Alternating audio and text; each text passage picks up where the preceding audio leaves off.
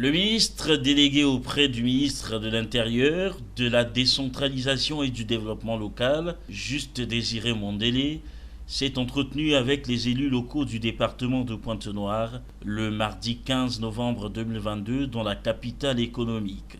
Les questions de développement local et de la décentralisation ont ponctué cet entretien qui s'est tenu en présence du préfet Alexandre Honoré Paca et de la présidente du conseil départemental et municipal, maire de la ville de Pointe-Noire, Evelyne Tichele Nemwe-Poiti. La gestion d'une collectivité locale n'est pas en soi une tâche aisée. Au sens plus noble du terme, c'est s'occuper du bien commun, privilégier l'intérêt général, favoriser aussi l'expression démocratique. Tel un sacerdoce, c'est en cela que se résume au quotidien l'engagement et les valeurs auxquelles nous croyons tous. Tels des équipiers, rangés en ordre de marche et d'édification de notre ville Océane, capitale économique de notre pays, le Congo, nous nous réjouissons ce jour d'atteindre et d'attendre, surtout de vous, des orientations susceptibles de guider notre action d'ensemble pour le développement de Pointe-Noire et nous vous en remercions infiniment par avance.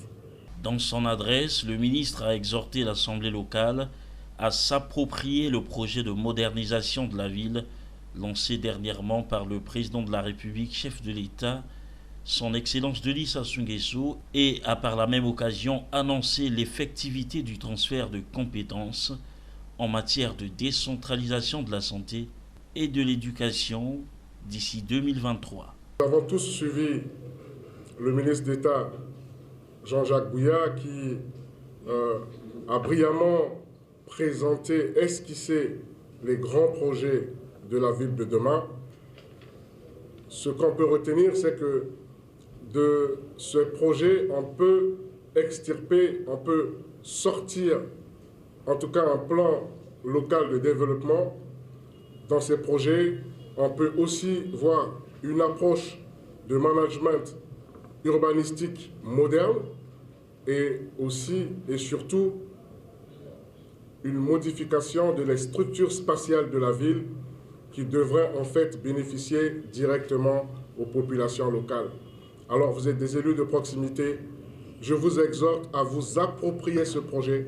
Ce sont les projets de la commune, ce sont les projets de la ville, ce sont les projets du département, ce sont vos projets.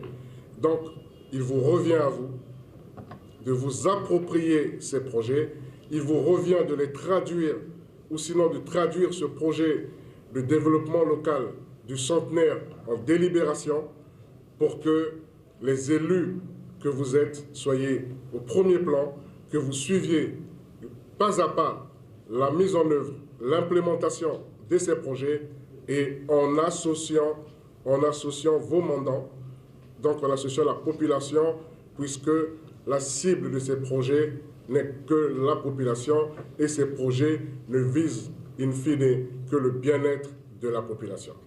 Nous allons mettre tout en œuvre pour booster l'opérationnalisation de la décentralisation. Pour booster l'opérationnalisation de la décentralisation et donc du développement local. Alors pour ce faire, nous avons besoin des élus locaux. Nous avons besoin des acteurs de proximité.